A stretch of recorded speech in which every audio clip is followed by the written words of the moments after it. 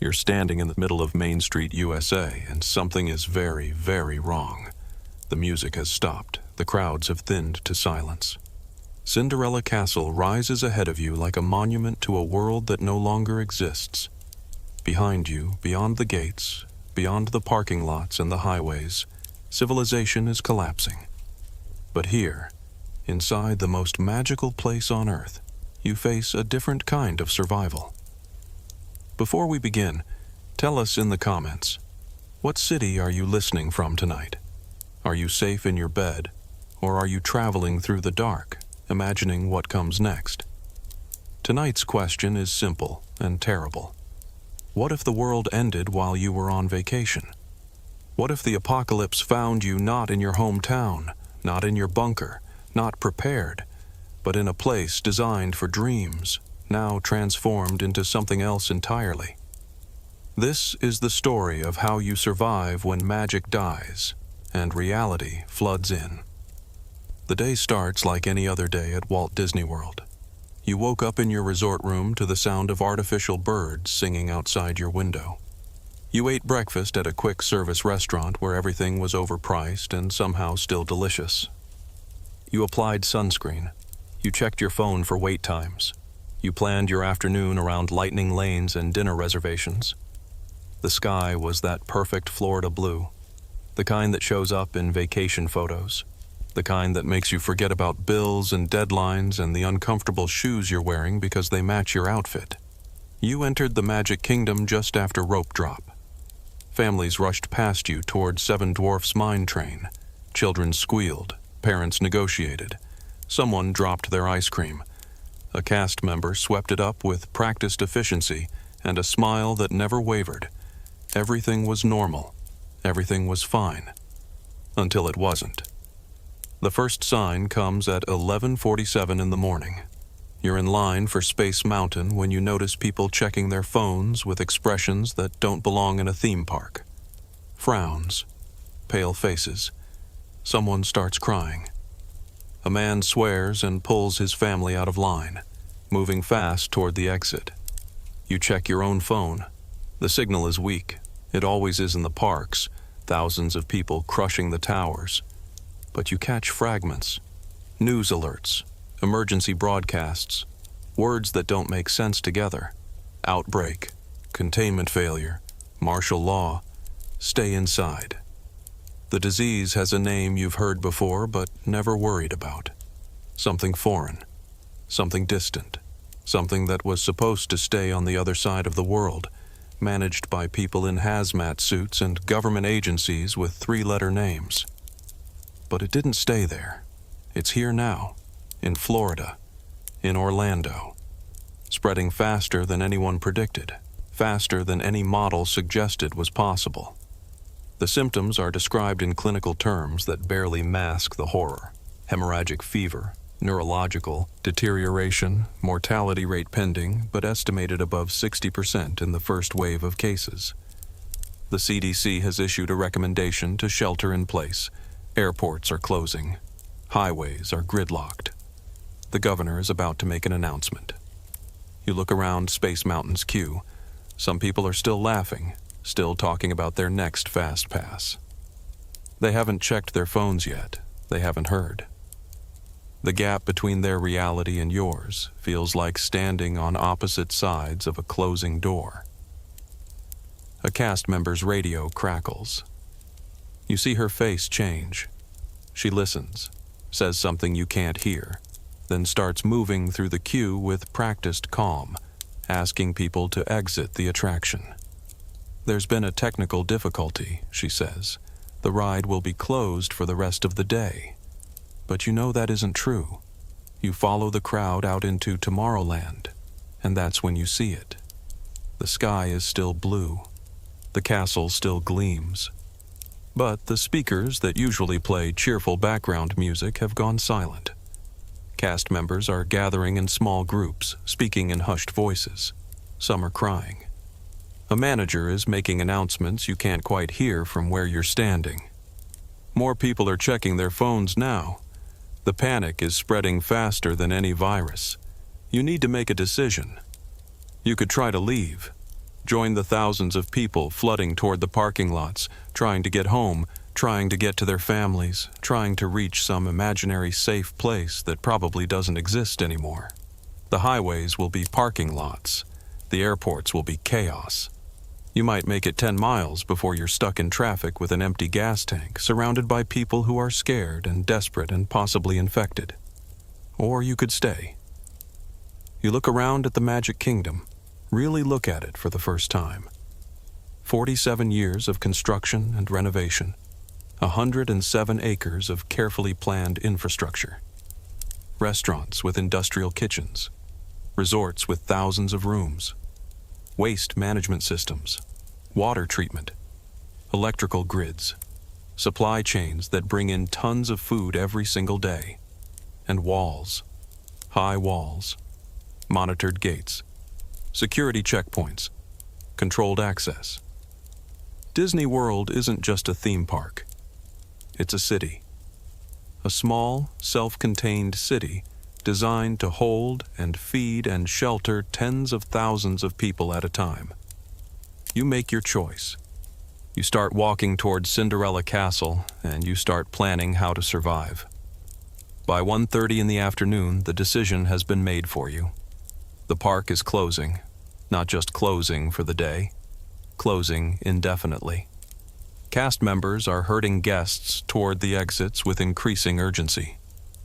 "There's going to be an announcement soon," someone says. "The president is speaking.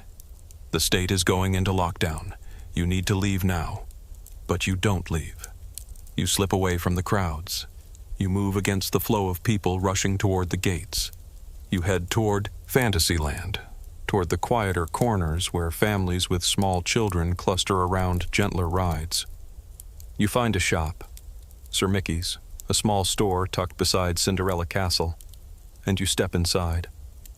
The cast member at the register is distracted, listening to someone on her radio. You move toward the back of the store, past the princess dresses and the stuffed animals, and you find what you're looking for, a small employee door, half hidden behind a display of magic wands. You try the handle. It's unlocked. You slip through. The world behind the magic is called the Utilidor, the Utility Corridor, a tunnel system that runs beneath the Magic Kingdom. It's how cast members move unseen from land to land, how supplies are delivered without breaking the illusion, how garbage disappears and fresh costumes arrive. It's a concrete tunnel painted institutional white, lit by fluorescent lights, marked with colored lines on the floor that guide you to different areas of the park. It smells like concrete and cafeteria food and the particular chemical scent of industrial cleaning products. You're not supposed to be here, but neither is the apocalypse supposed to be happening above you. You walk. The tunnel branches and curves. You pass other people, cast members, mostly, looking stunned and confused. Some are crying. Some are making phone calls, trying to reach family members who don't answer. Some are just standing there, staring at nothing, processing the impossible. No one stops you. No one asks who you are or what you're doing. The normal rules are dissolving. You find a stairwell and climb up into a backstage area behind the haunted mansion. Through a door, you can see the park. It's emptying fast. Rivers of people flowing toward the exit. Security cast members everywhere, directing traffic, answering questions, maintaining order even as their own world falls apart. You watch through a gap in the fence as the last guests leave. The families with Mickey Mouse balloons, the teenagers in matching t-shirts, the elderly couples holding hands. They walk through the gates and disappear into the parking lot, into the world beyond, into whatever comes next. The gates close behind them. For a moment, everything is still. Then the cast members start to move. Some head for their cars. Some gather in groups, talking rapidly, making plans. Some just sit down where they are, overwhelmed.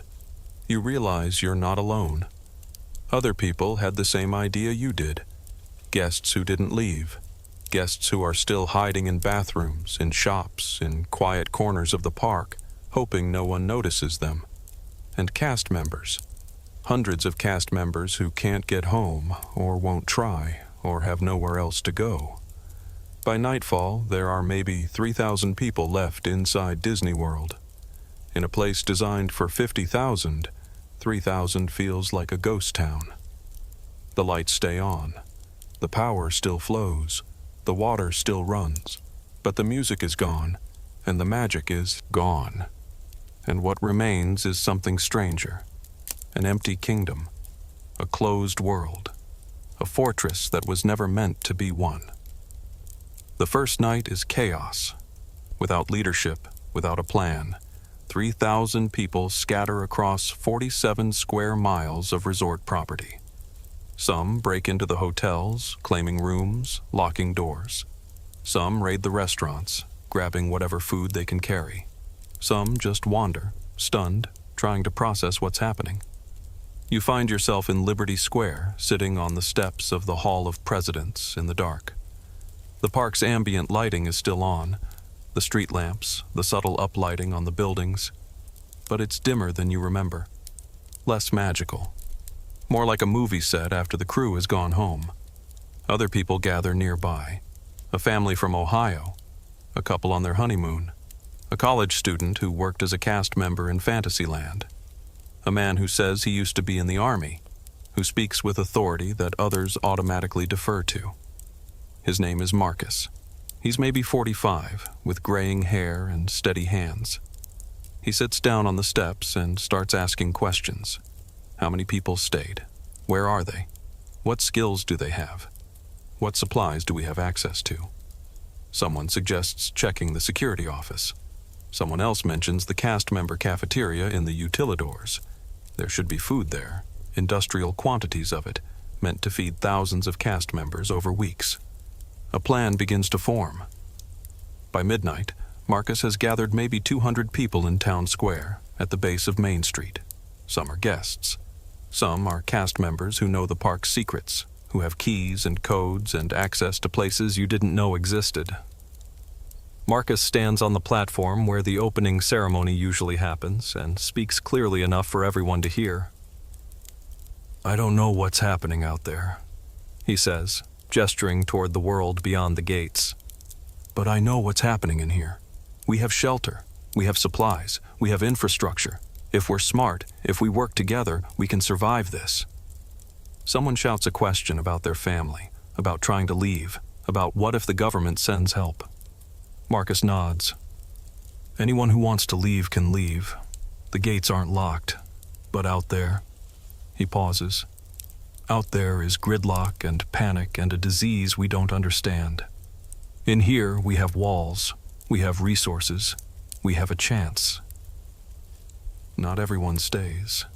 Maybe 30 people leave that night, walking out through the gates into the dark parking lot, into the world beyond. You never find out what happens to them. The rest of you stay. And in the morning, the real work begins. The next day, you start to understand what you're working with. Disney World is more than just the Magic Kingdom. It's 4 theme parks: Magic Kingdom, Epcot, Hollywood Studios, and Animal Kingdom. It's dozens of resort hotels. It's a shopping district, a sports complex, a transportation network of monorails and boats and buses. It's infrastructure built to handle millions of people a year, sprawling across 40 square miles of central Florida. But now, with 3,000 people trying to survive, you have to think differently. You have to think smaller, more defensible, more practical. Marcus organizes teams. He sends scouts to every corner of the property, mapping what you have, what you can use, what you can't. The Magic Kingdom becomes the primary stronghold. It's centrally located. It's surrounded by a perimeter, not a military fence, but berms and gates and water barriers that can be monitored and controlled. The utilidors beneath the park become storage and shelter, a climate-controlled space where supplies can be kept and people can sleep. Epcot becomes the farm. The land pavilion has greenhouses, real functional greenhouses where Disney grew plants for research and demonstration. There are hydroponic systems, grow lights, temperature controls, A cast member named Sarah, who studied agriculture in college, takes charge. Within days, she has teams planting seeds salvaged from the park's supply rooms. Lettuce, tomatoes, peppers, fast-growing crops that can supplement your dwindling food stores. Animal Kingdom is both a resource and a problem. The park has hundreds of animals. Elephants, lions, gorillas, birds, fish. They need food and care. A team of veterinarians and zookeepers, cast members who stayed behind, volunteer to maintain them. Some animals will have to be euthanized if food runs out, they warn. It's a dark possibility no one wants to discuss yet. Hollywood Studios becomes storage and workshop space. The sound stages, the massive buildings designed for shows and attractions, are repurposed as warehouses. Teams sort through supplies, costumes, props, tools, raw materials. Everything is inventoried, everything is rationed, and the resort hotels become housing. The Grand Floridian, the Contemporary, the Polynesian, buildings with thousands of rooms, kitchens, laundry facilities, people spread out, claiming spaces, trying to maintain some semblance of privacy and normalcy. But the heart of everything is the Magic Kingdom. That's where decisions are made. That's where Marcus and his growing council meet every evening in the empty Tomorrowland Terrace restaurant, planning for tomorrow and the day after, and the long, uncertain future. Food is the first crisis. Disney World has industrial kitchens, but they're designed to work with daily deliveries. The walk-in freezers and dry storage areas are well stocked, but for a normal day of operation, not for feeding 3,000 people indefinitely. A woman named Elena, who managed food services for one of the resort hotels, takes charge of rationing. She inventories everything. Every bag of flour in every bakery, every frozen burger in every restaurant, every can of soup in every stockroom. The numbers are better than you feared, but worse than you'd hoped if carefully rationed, if supplemented with fresh food from the Epcot greenhouses, if hunting and fishing parties can bring in additional protein from the property's lakes and forests. You have maybe 6 months of food. Maybe. Elena implements strict meal schedules. Breakfast at 8, lunch at 1, dinner at 6. Everyone gets the same portions. No exceptions. The restaurants become communal dining halls. Cast member cafeterias serve food in assembly line fashion, efficient and impersonal. The meals are bland. Pasta with canned sauce, rice with vegetables, oatmeal, powdered eggs. But it's food, and no one starves. And for now, that's enough. Water is less of a problem. Disney World has its own water treatment facilities. The lakes and canals that wind through the property are fed by groundwater and rain. As long as the power stays on, as long as the treatment systems work, you have clean water. Power is the critical question. Disney World's electrical system is connected to the Florida power grid, but it also has backup generators. Massive diesel generators capable of keeping essential systems running for days. A team of engineers, former cast members who maintained the park's systems, take control of the electrical infrastructure. They shut down non-essential systems, the ambient music, the decorative lighting, the air conditioning in empty buildings. They prioritize the essentials, water treatment, refrigeration, the greenhouses, the medical facilities. The diesel fuel for the generators becomes one of your most precious resources. There are storage tanks scattered across the property, tens of thousands of gallons, but it won't last forever. Teams are sent to scavenge fuel from abandoned vehicles in the parking lots, from maintenance facilities, from anywhere they can find it. At night, the Magic Kingdom goes dark. The castle isn't lit. The street lamps are turned off except for a few key paths. You navigate by flashlight and moonlight, and the park becomes a different place. Quieter, darker, more real. 2 weeks in, the first infected person arrives at the gates. She's a woman, maybe 30, stumbling out of the parking lot at 3 in the morning. The guards on duty. a rotating team of volunteers who monitor the entrances with improvised weapons and nervous energy, see her on the security cameras. She's sick. Even from a distance, even through the grainy camera feed, you can see it. The way she moves, the dark stains on her clothing, the way she collapses against the gate and doesn't get up. Marcus is called. A doctor is called. There are 3 doctors among the survivors, 1 retired, 2 who were on vacation with their families. The debate starts immediately. Do you help her? Do you let her in? Do you risk exposing everyone inside to whatever she's carrying? The retired doctor, a man named Dr. Patel, argues for compassion. She's dying. She needs help. We have medical facilities. We have supplies. We can quarantine her, treat her, minimize the risk. Marcus argues for caution. We don't know what we're dealing with. We don't have test kits. We don't have enough medical supplies to waste on someone who might already be beyond help. And if she infects others, if the disease gets inside the walls, we're finished. The argument goes in circles for an hour while the woman dies at the gate. By dawn, she's not moving anymore. A team in improvised protective gear, garbage bags, duct tape, surgical masks from the first aid stations, approaches carefully. They check for signs of life. There are none. They drag her body away from the gate and bury it in a marked grave beyond the parking lot. It's not the first grave, and it won't be the last, but it's the first one that makes everyone understand. The world outside is dying, and you're separated from it by nothing more than a fence and a choice to stay inside. Weeks become months. The radio brings news when it brings news at all. The emergency broadcast system plays on repeat. Shelter in place, avoid contact with infected individuals, wait for government assistance. But the government assistance never comes. The military is overwhelmed. The hospitals are overrun. Entire cities are going dark. The disease is worse than anyone initially reported. The mortality rate climbs 70%, 80%. The survivors are left with a broken world, infrastructure collapsing, supply chains severed, society fragmenting into isolated pockets. You hear reports of survivor communities forming, military bases, prisons, university campuses, anywhere with walls and resources and enough people to defend it. Some are organizing.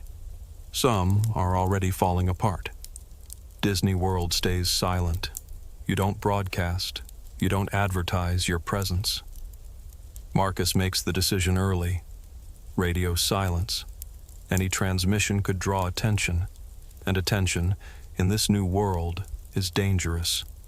Life inside the walls settles into a rhythm. You wake early. You work. There's always work.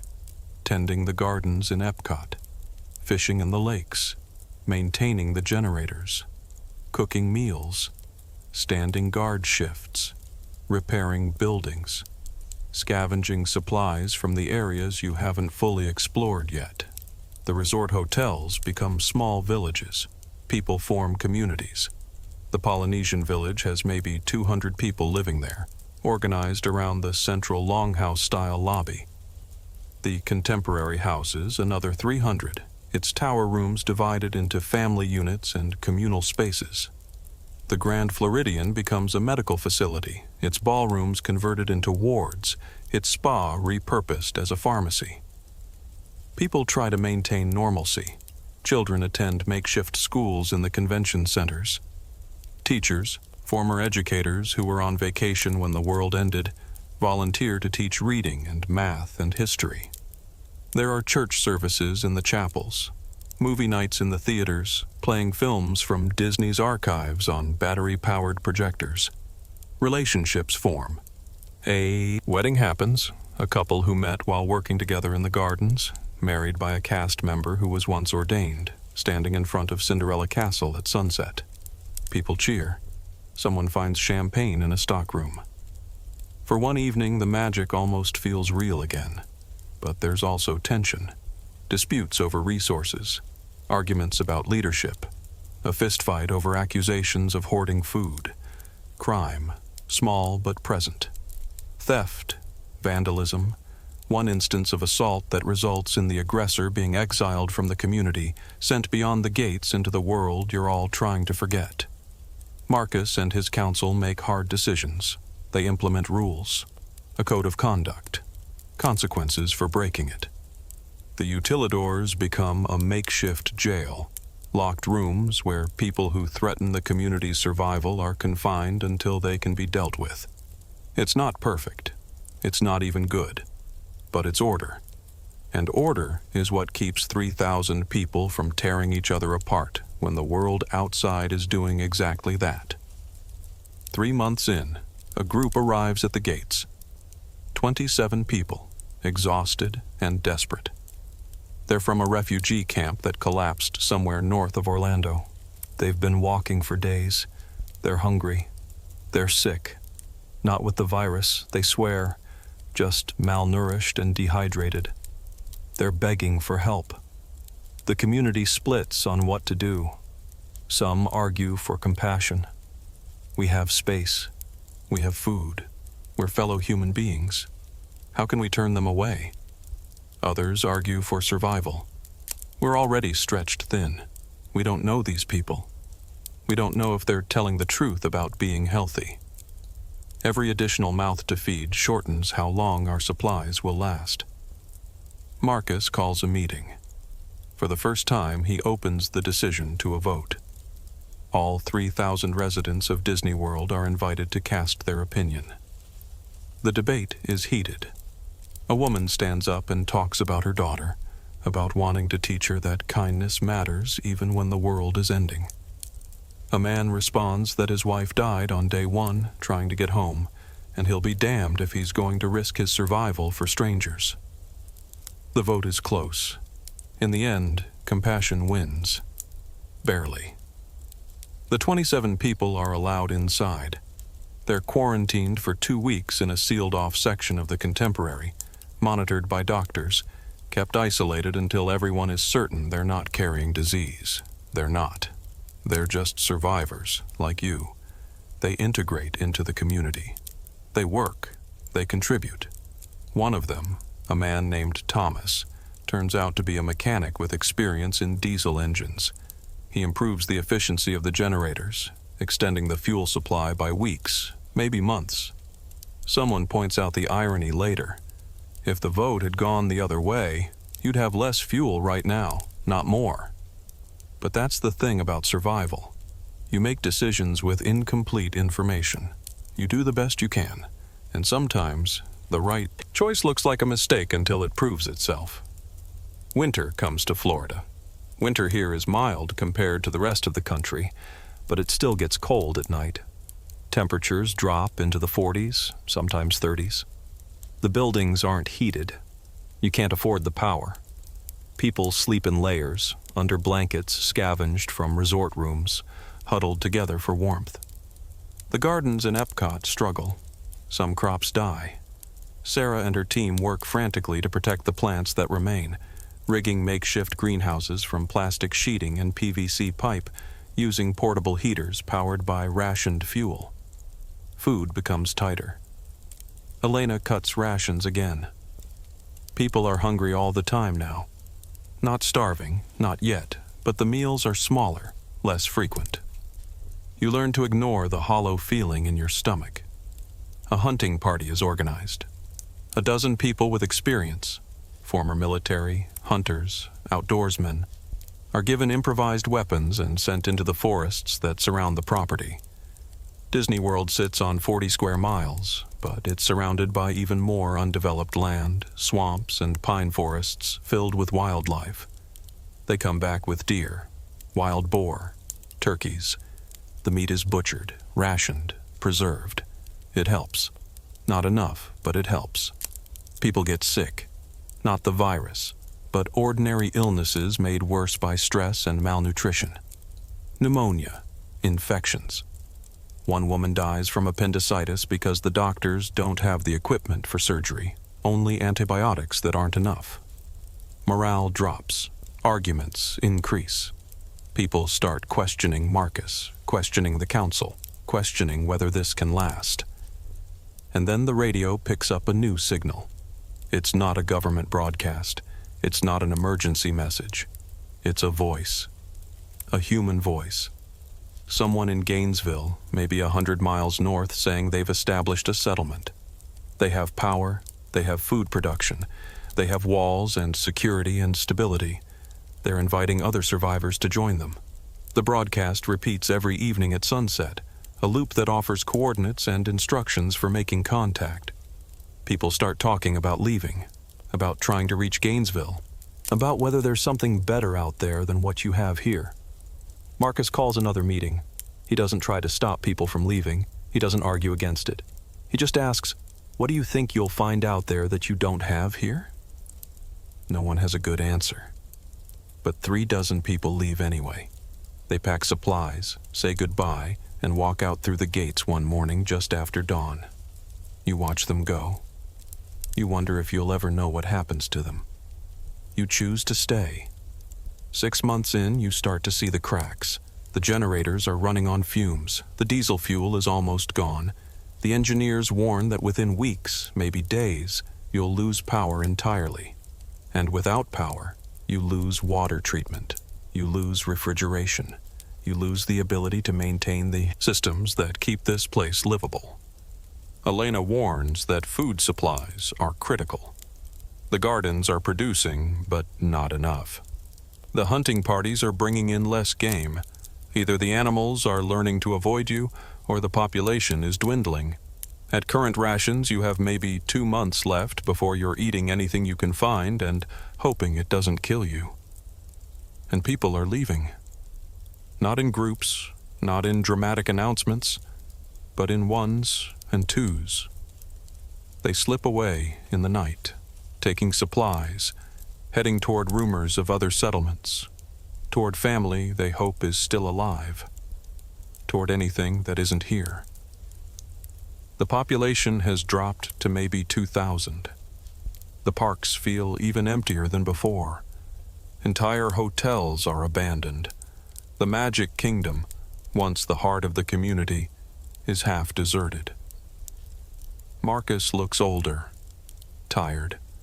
He still makes decisions, still holds meetings. But you can see the weight on him, the impossible responsibility of keeping people alive in a world that doesn't want them to survive. One evening, sitting on the steps of the castle, he asks you a question. "Do you think we made a mistake, staying here?" You don't have an answer. You're not sure there is one. But the next morning, something changes. A convoy arrives at the gates.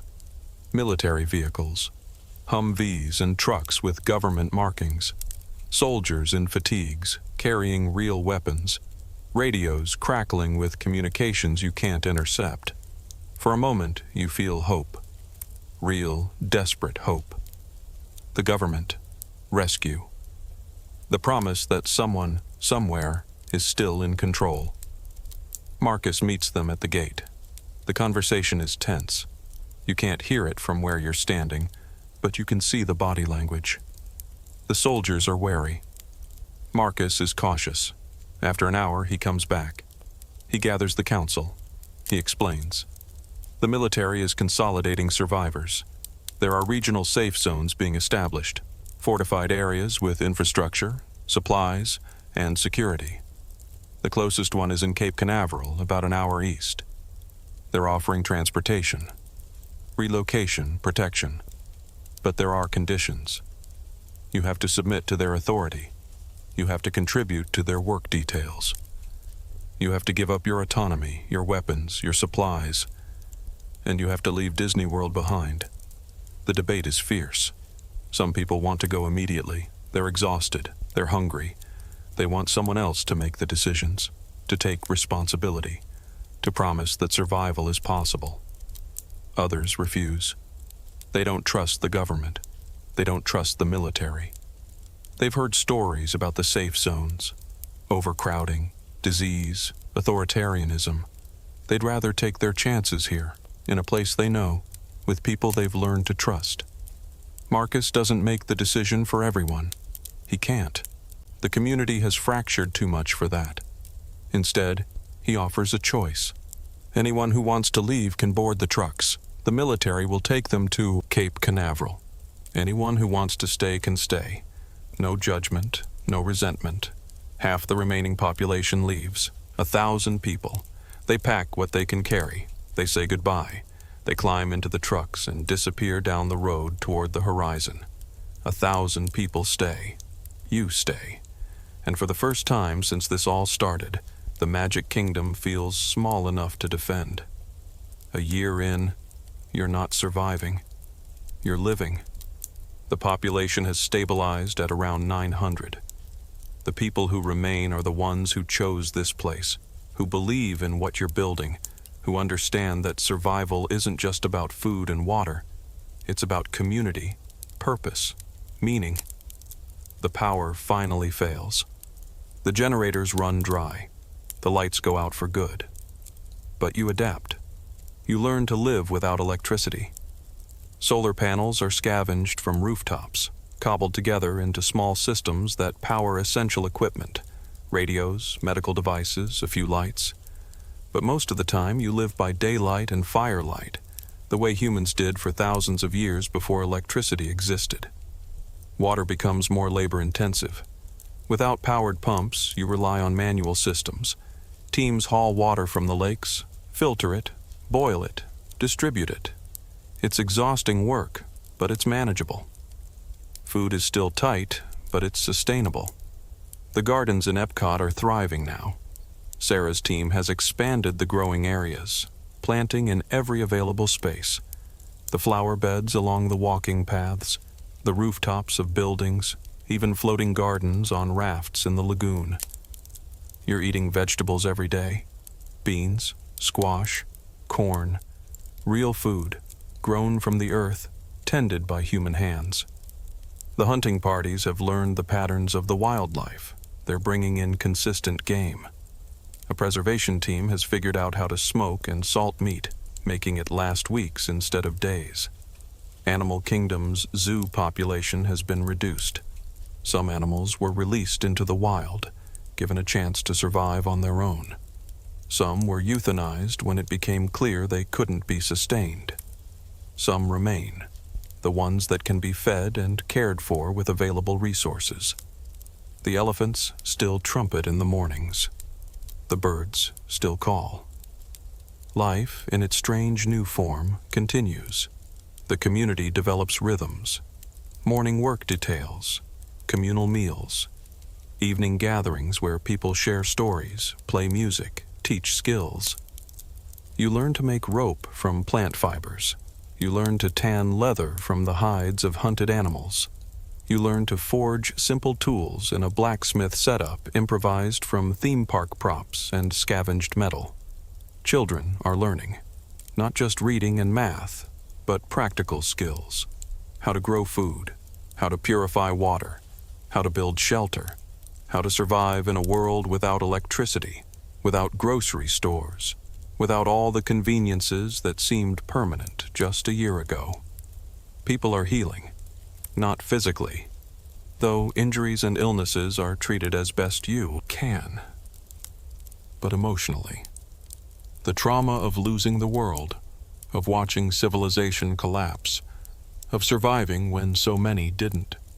People talk about it now. They share their losses. They grieve together. And slowly, carefully, they start to build new lives on the foundation of the old. Relationships deepen. More weddings. Children are born. 3 so far. Babies who will never remember the world before, who will grow up thinking Disney World is normal, that survival is just life. You celebrate holidays, not because you have to, but because you need to. Thanksgiving with roasted turkey hunted from the forests, served family style in the Tomorrowland Terrace. Christmas with decorations made from scavenged materials, a tree cut from the property's forests and set up in town square. Presents that are practical but given with love. Someone figures out how to make alcohol from fermented fruit. It's not good, but it's alcoholic, and on New Year's Eve, you gather in front of the castle and toast to the year you survived. and the year you might live. Marcus gives a speech. He talks about resilience, about community, about the fact that you're not just surviving anymore, you're building something, a society, a culture, a future. He ends with a question. What do we call ourselves? Ideas are shouted from the crowd. Survivors, the kingdom, the lost guests. Someone suggests, the dreamers. People who stayed in the place built on dreams and refused to let those dreams die. The name sticks. 18 months in, you make contact with another settlement. It's not the military. It's not the government. It's a group of survivors from Tampa, 50 miles southwest. They've established a community in a hospital complex, using the building's infrastructure to sustain maybe 400 people. They reach out via shortwave radio, a technology that's become the lifeline between isolated pockets of humanity. The conversation is cautious at first. Both communities have learned to be wary, but over weeks of exchanges, trust builds. They have medical supplies, medicines, equipment, things you desperately need. You have food. The gardens are producing surplus now. More than 900 people can eat. You have seeds. You have knowledge about sustainable agriculture that they lack. A trade is proposed. Marcus organizes a caravan. 20 people, armed with improvised weapons, carrying sacks of vegetables and jars of preserved food. They travel by bicycle and on foot, moving carefully through the abandoned suburbs and highways between Disney World and Tampa. The journey takes 3 days. 3 days of navigating around burned-out cars and overgrown roads, of sleeping in abandoned houses, of watching for threats, both living and dead. But they make it. The trade happens. Medicine for food, knowledge for knowledge. 2 communities helping each other survive. It's the first time you've engaged with the outside world as a community rather than as refugees. It feels significant, like a turning point. More contacts follow. A settlement in Jacksonville, a farming community near Ocala. A group of scientists who barricaded themselves in the Kennedy Space Center and are trying to maintain some continuity of research and knowledge. A network forms, not a government, not a nation, but a web of survivor communities sharing resources, information, support. Radio schedules are established. Trade routes are mapped. Agreements are made about mutual defense, about what to do if one community is attacked or overrun. You start to see a future. Not the future you expected, not the world you lost, but a future nonetheless. One where humanity rebuilds, not as a monolithic civilization, but as a patchwork of small communities, each finding their own way to survive and thrive. 2 years in, you barely recognize yourself. You're stronger, leaner. Your hands are calloused from work. Your skin is tanned from hours in the sun. You know how to do things you never imagined learning. How to gut a fish, how to start a fire without matches, how to defend yourself with a spear fashioned from a broom handle and a sharpened piece of rebar. You stand on the empty Tomorrowland Bridge one morning, looking out over the park, and you try to remember what this place used to be. The crowds, the music, the performers dancing down Main Street, children screaming with delight on roller coasters, parents buying overpriced souvenirs, the constant, overwhelming energy of a place designed to manufacture joy. That world is gone. But this world, the one you've built from its bones, has its own kind of magic. The castle is weathered now, paint peeling in places, vines creeping up the walls where maintenance teams no longer trim them back. But it stands, tall and solid and real. Not a facade anymore, but an actual fortress, a symbol of what remains when everything else falls away.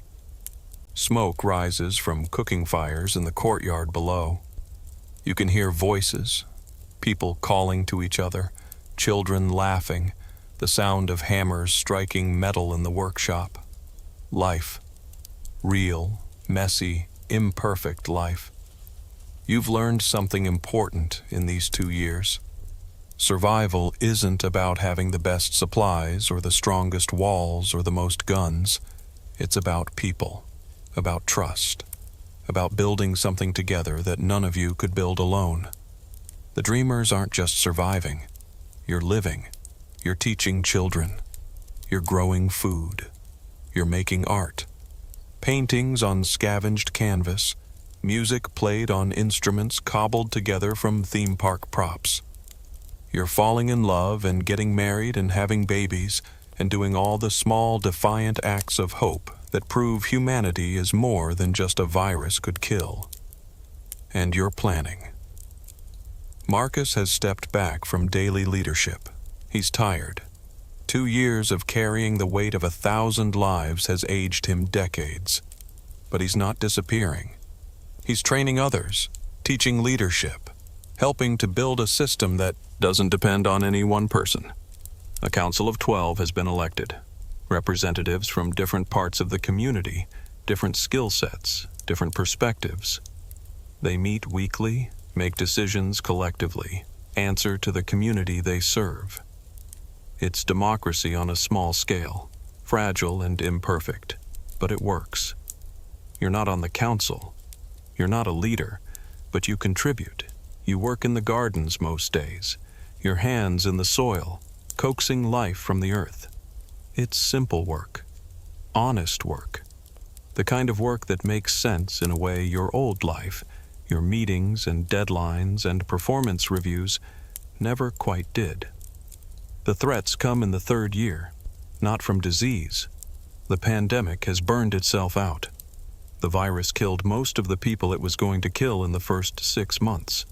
The survivors have either natural immunity or learned caution. New infections are rare. When they happen, they're isolated and contained. The world has adapted, the way life always does.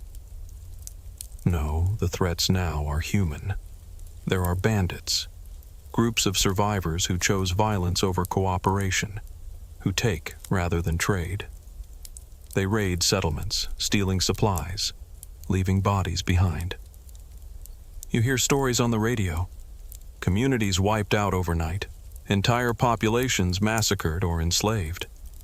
It's medieval. It's savage. It's exactly what humans do when civilization collapses and the veneer of law and order is stripped away.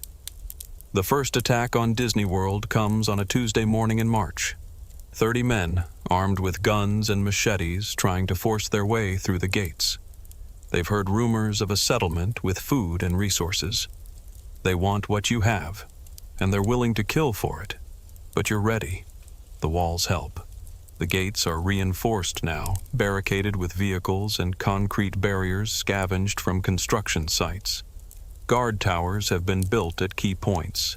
Not elegant, just platforms with roofs and sight lines, manned by teams with bows and improvised firearms. The bandits are met with arrows, with thrown spears, with people who have spent 3 years learning to defend what they've built. The fight lasts 20 minutes. The attackers retreat after losing 5 men. They leave their dead behind. Your side loses 2 people, a young man named Carlos who was on guard duty, a woman named Jennifer who ran to help and was shot. You bury them in the cemetery that's growing beyond the parking lot. Graves marked with crosses made from scavenged wood. Names carved with tools made in your workshops. A reminder that survival has a cost, and sometimes that cost is paid in lives. The attack changes things. Security becomes tighter. Training intensifies. Every able-bodied person learns to fight, at least basically. Schedules for guard duty are expanded. Patrols are sent beyond the walls to watch for approaching threats. And walls are extended. Teams work for months, building barriers around the entire property, connecting the berms and fences that already existed, filling gaps with whatever materials can be found. Shipping containers, cars, concrete. It's ugly, but it's effective. Disney World becomes less of a theme park and more of a fortress, a walled city, a place where people can live without fear of raiders in the night, but you can't hide forever. The second attack comes 6 months later. It's larger, more organized. Maybe 200 raiders, a coalition of bandit groups who've decided you're worth the effort. They come at night. They bring trucks, battering rams, explosives made from scavenged materials. The battle lasts 3 hours. You fight from the walls, from the guard towers, from concealed positions in buildings overlooking the perimeter. You fight with bows and spears and guns that are running low on ammunition. You fight with improvised explosives of your own. Molotov cocktails, pipe bombs, things people figured out how to make from chemistry textbooks and trial and error. The raiders breach the outer wall in 2 places. They pour through, shouting, firing wildly. They reach Main Street before they're stopped. The fighting is brutal. Hand to hand. Desperate. People die on both sides. Blood stains the pavement that was once walked by millions of tourists, that was designed to handle nothing more violent than spilled ice cream and tired children. But you hold. The defenders know the terrain, know every shop and alley and hidden passage, know where to fall back, where to set ambushes, where to funnel the attackers into kill zones. By dawn, the raiders are retreating. They've lost too many. They're disorganized, broken. They leave behind 73 bodies. You've lost 31.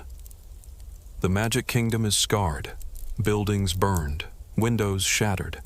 The pristine facade that survived 3 years of abandonment is finally broken. But the community survives. And more importantly, word spreads. Don't attack Disney World. They're organized. They're armed. They're willing to die to protect what they've built. The attacks stop. Not because humanity has become kinder, but because you've proven you're more trouble than you're worth. 4 years in, trade becomes the foundation of your survival. The gardens produce enough food that you can export surplus. Vegetables, seeds, knowledge about sustainable agriculture. Communities 100 miles away are paying in medicine, in fuel, in metal and tools and precious salvage technology for the chance to learn from your farmers. Sarah has become famous in the Survivor radio network, the botanist of the Magic Kingdom. She shares knowledge freely, what grows in Florida's climate, how to manage pests without chemicals, how to save seeds for next year's planting. People travel for weeks to visit Epcot, to see the gardens, to learn. You're developing industry, small scale, primitive by pre-collapse standards, but impressive for a world without electricity or supply chains. Blacksmithing, carpentry, textile production, using cotton grown in fields that were once parking lots. Soap making, candle making, all the basic technologies that humans relied on for centuries before industrialization. The utilidors become workshops. The sound of hammers echoes through the tunnels. Sparks fly from forges. People are creating, building, innovating. A brewery opens in the old Columbia Harbor House restaurant. The beer is terrible by pre-collapse standards, but it's beer, and it's safe to drink, and it brings joy. A tavern, a gathering place, somewhere people can relax after hard days of work. Music becomes important again. Not recorded music, you don't have the power for that anymore, but live music. People playing instruments, singing, dancing. There's a weekly gathering in the square where musicians perform, where people forget about survival for a few hours and just enjoy being human. Art appears. Murals painted on walls, sculptures made from scavenged materials. A sense of culture, of identity forming. You're not just a survival settlement anymore. You're a community with its own character, its own traditions, its own stories.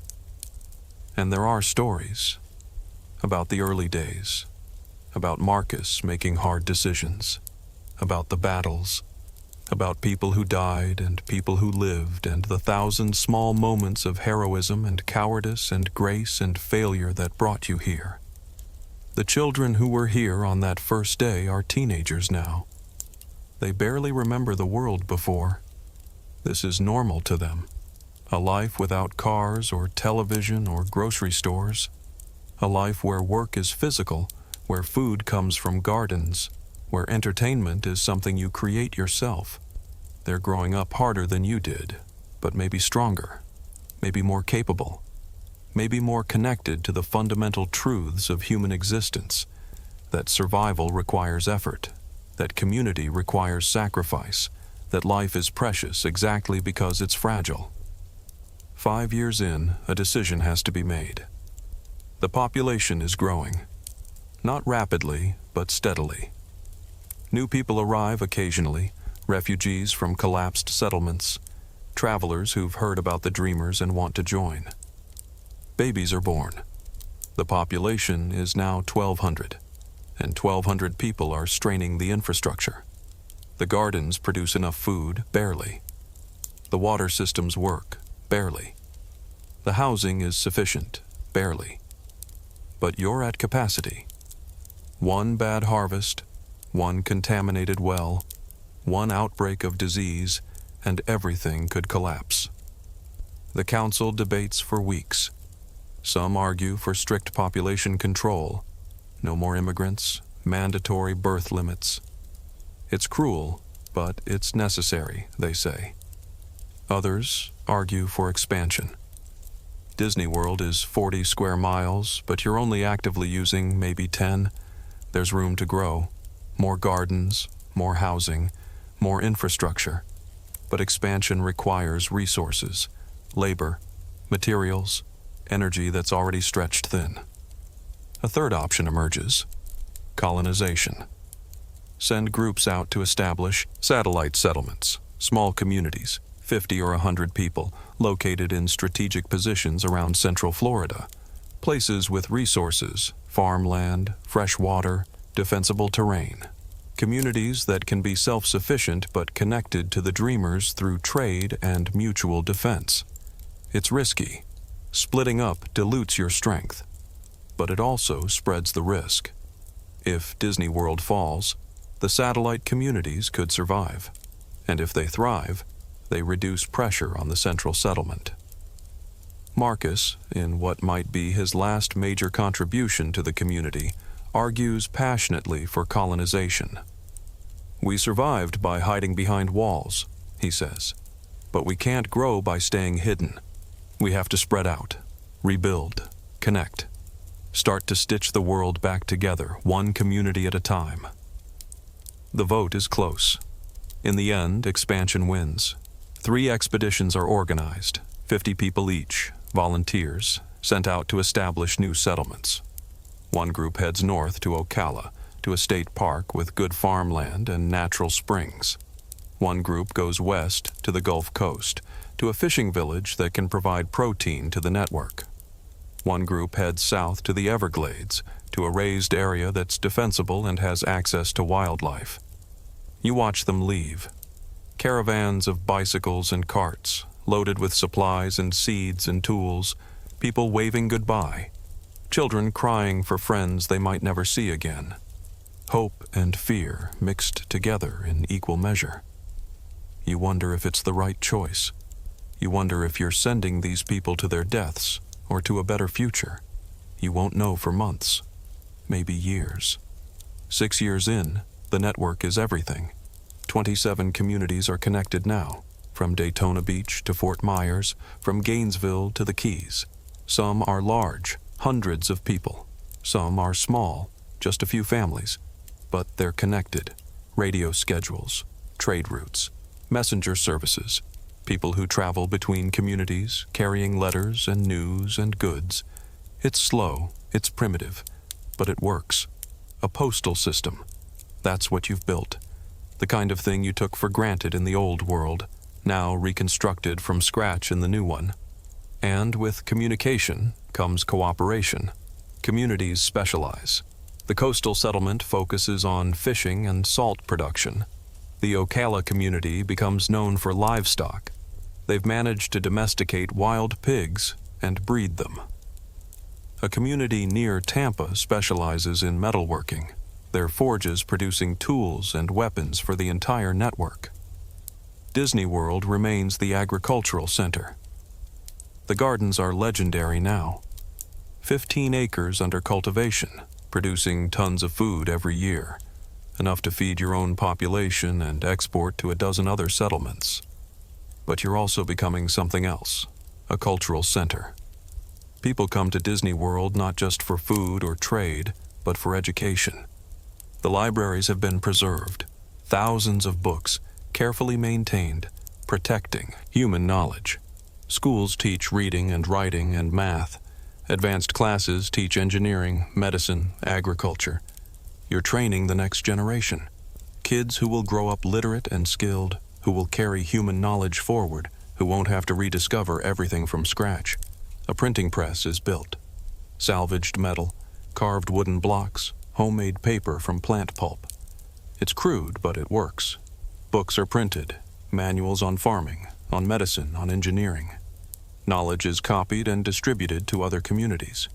You're fighting against the darkness, against the collapse of knowledge that happens when civilizations fall, against the descent into ignorance and superstition that's claimed every collapsed society in history. And you're winning. Slowly, carefully, but winning. 8 years in, you receive a radio transmission that changes everything. It's from the West Coast, California, a coalition of settlements that's managed to restore limited electrical power using solar arrays and small-scale hydro. They've rebuilt enough infrastructure to support maybe 50,000 people scattered across multiple communities. They're calling themselves the New Republic. They have a provisional government.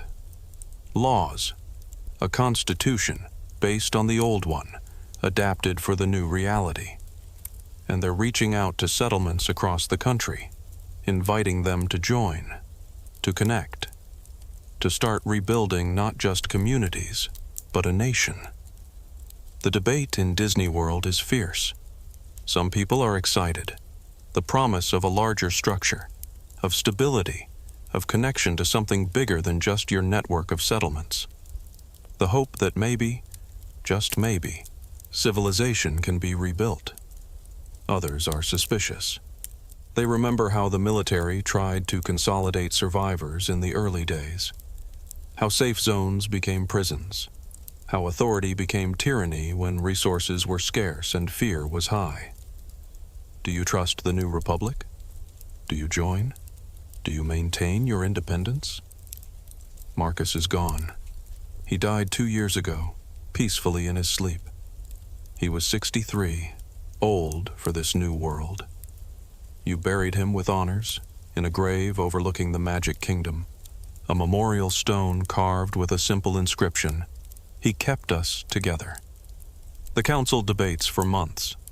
They send a delegation west, a journey that takes 3 months by bicycle and on foot, following the old highway system, trading through dozens of settlements along the way. The delegation returns with reports. The New Republic is real, imperfect, but real.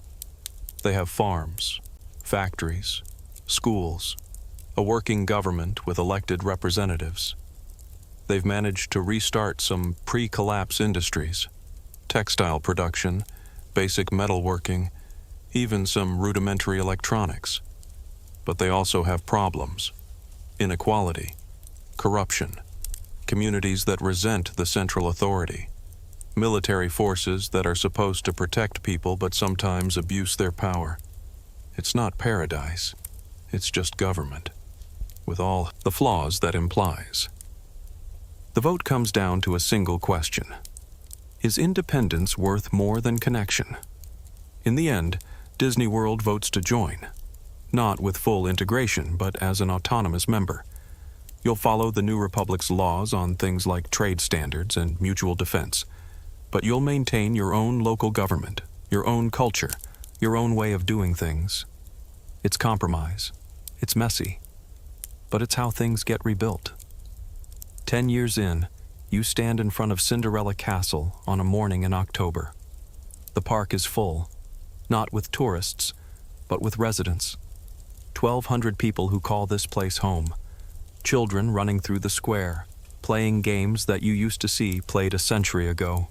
Tag, hide and seek, marbles. Adults working in gardens, in workshops, in kitchens preparing the communal meals. The castle is scarred. Battle damage that was never fully repaired. Vines growing up the walls. Paint faded by sun and rain and time. But it's beautiful, in a way the pristine, perfect castle never was. Because this castle has been tested. It's been through war and hunger and collapse, and it's still standing. Someone painted a mural on the wall of the Emporium. It shows the history of the dreamers, the first days, the battles, the building, the spreading out. It's primitive art, but powerful. A story told in images for people who might not read, or for children who need to understand where they came from. You're 42 now, 10 years older than the person who stood in this same spot a decade ago, wondering whether to flee or stay. You made the right choice. You know that now. This place isn't magic. It never was.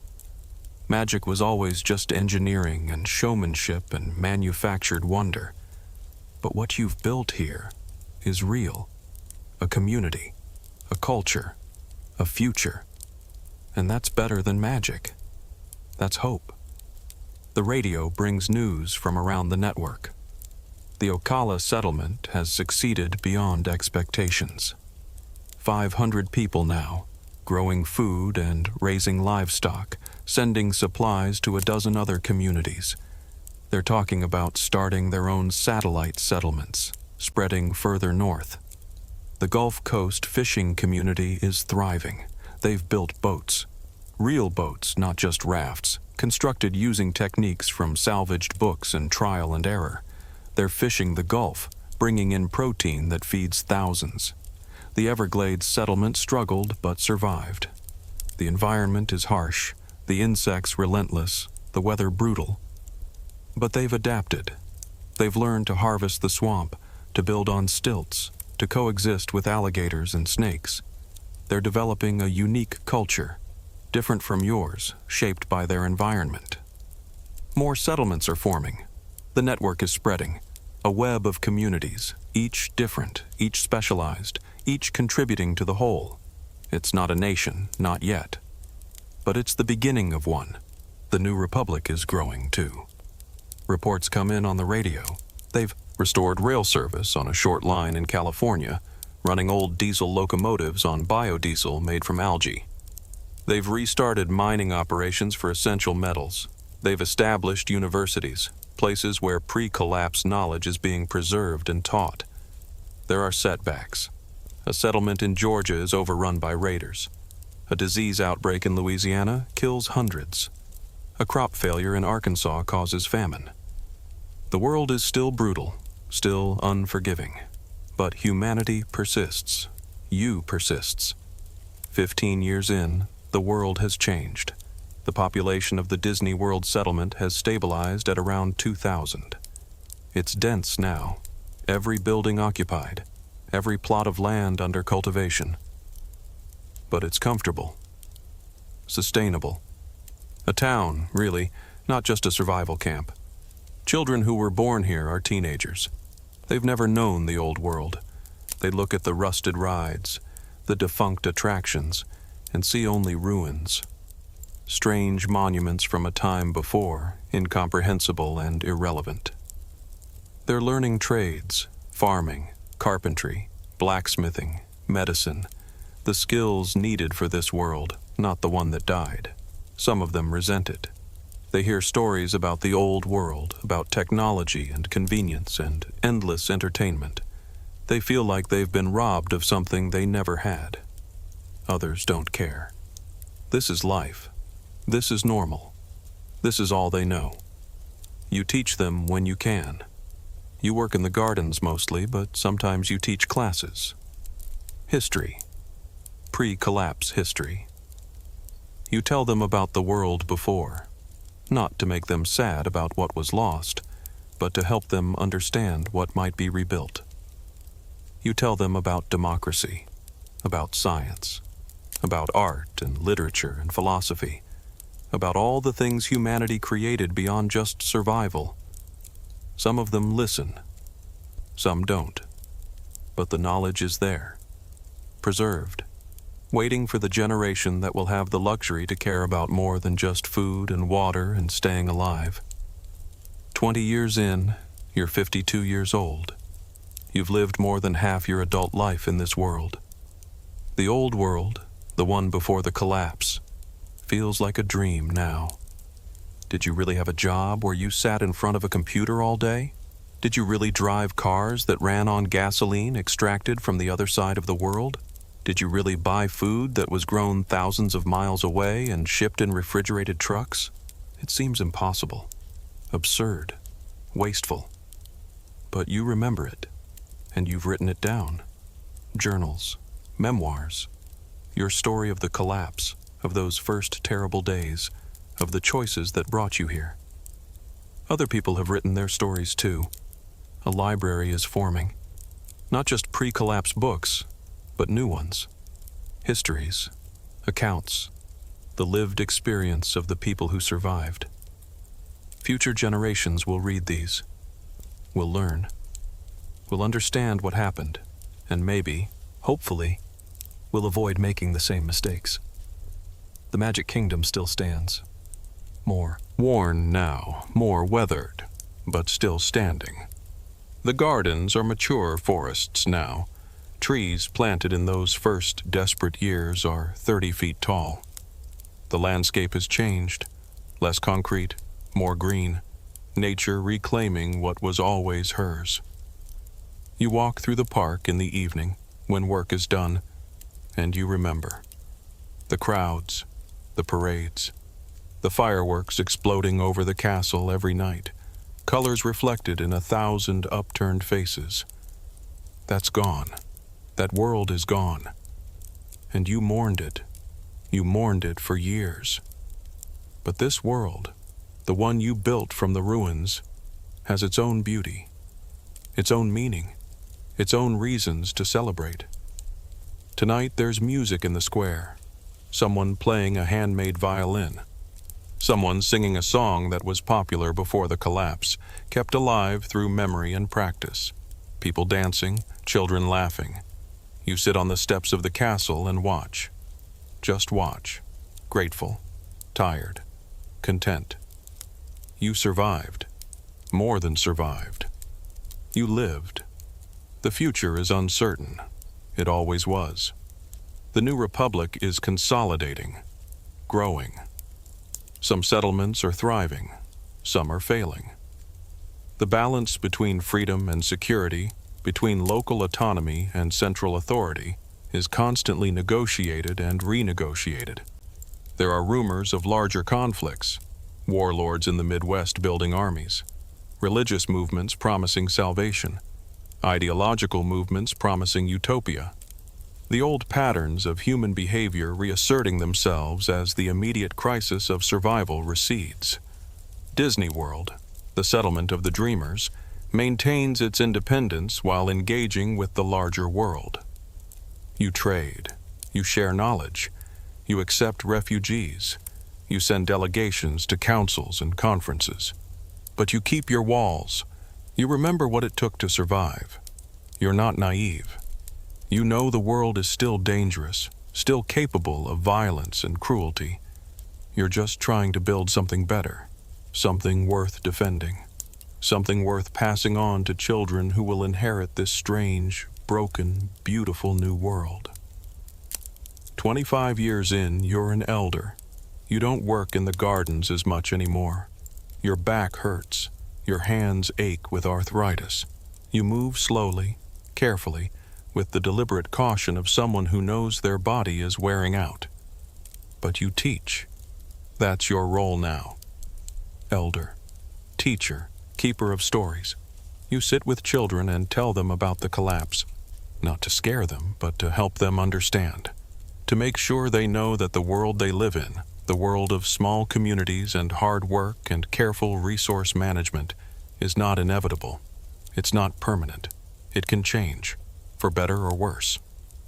You tell them about resilience, about making hard choices, about the fact that survival isn't about being the strongest or the smartest or the best prepared. It's about adapting, about cooperating, about caring for each other when the world stops caring for you. You tell them about the Magic Kingdom, about what it was and what it became, about how a place built for fantasy transformed into a foundation for reality. Some of them understand, some don't, but they'll remember.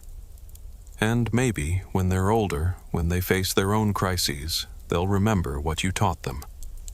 30 years in, the world is different. The population of North America has stabilized at maybe 20 million, down from 300 million before the collapse, a 93% reduction, an apocalypse in the truest sense. But the survivors are building. The new republic now encompasses hundreds of settlements from California to Texas to Florida. There's a functioning government, laws, trade networks, even some restoration of pre-collapse infrastructure, electricity in some areas, running water, primitive telecommunications. It's not the old world. It never will be. Too much knowledge was lost. Too many people died. Too much infrastructure corroded and collapsed. But it's something. A new civilization, rising from the ashes of the old one. Different, smaller, more careful, more aware of how fragile everything is.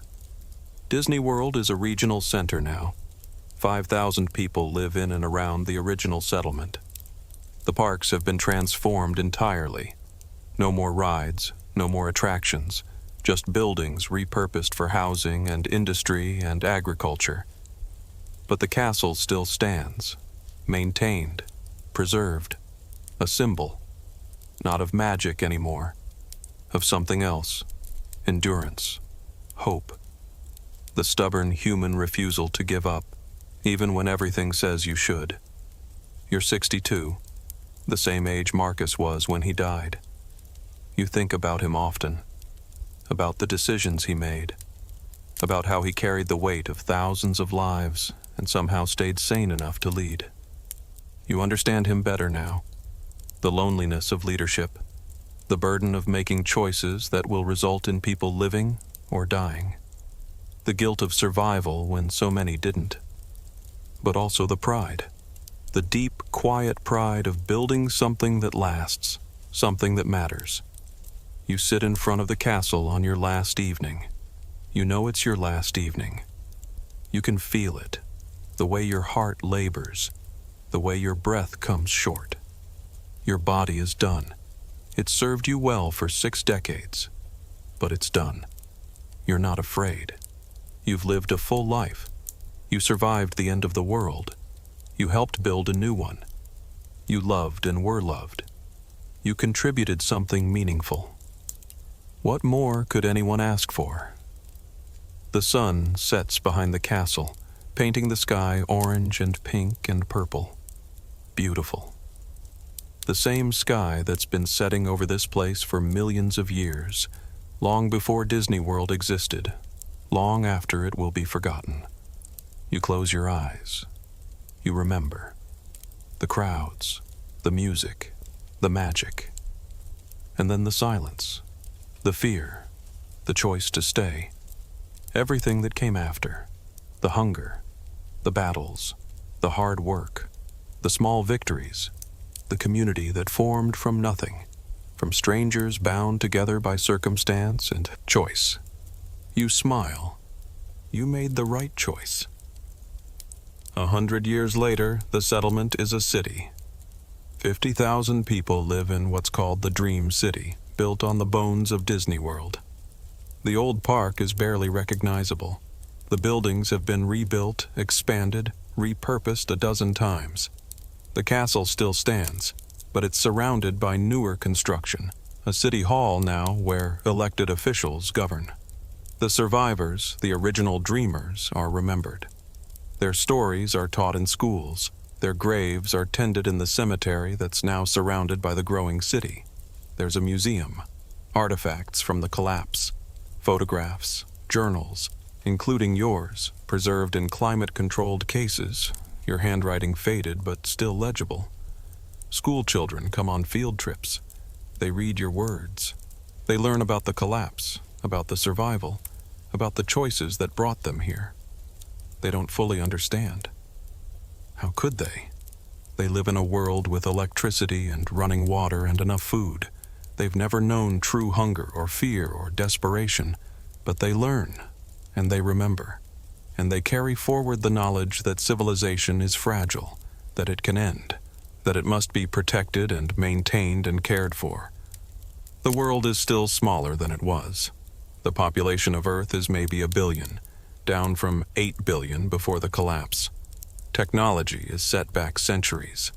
There are no satellites, no internet, no global supply chains. But there's stability. There's growth. There's hope. And in the center of the dream city, the castle still stands, a monument to survival, a reminder of where they came from, and a promise of what they might still become. The apocalypse came to Disney World. But Disney World survived. Not because it was magical, not because it was perfect, but because people chose to make it work, because they adapted, because they cooperated, because they refused to give up. The lesson isn't that theme parks make good fortresses, though they do. The lesson isn't that Florida is the ideal place to survive, though it has advantages. The lesson is simpler than that. Survival is a choice, a daily choice, to work, to contribute, to care for others, to build something bigger than yourself. The apocalypse might come for you. It might be a disease, or a war, or a climate disaster, or something you can't even imagine yet. The specific threat doesn't matter. What matters is how you respond. What matters is whether you give up or adapt, whether you isolate or cooperate, whether you protect what you have or share what you can spare. The dreamers survived because they chose to dream. Not of the past, not of what was lost, but of what might still be built, of a future worth fighting for. And in the end, that's all survival is. The belief that tomorrow matters, that your choices matter, that the effort is worth it. The world might end. But you don't have to end with it. You can survive. You can build. You can dream. Even here. Even now. Even in the ruins of the happiest place on earth. If you're still awake, still listening, still imagining survival scenarios in the quiet dark of your room.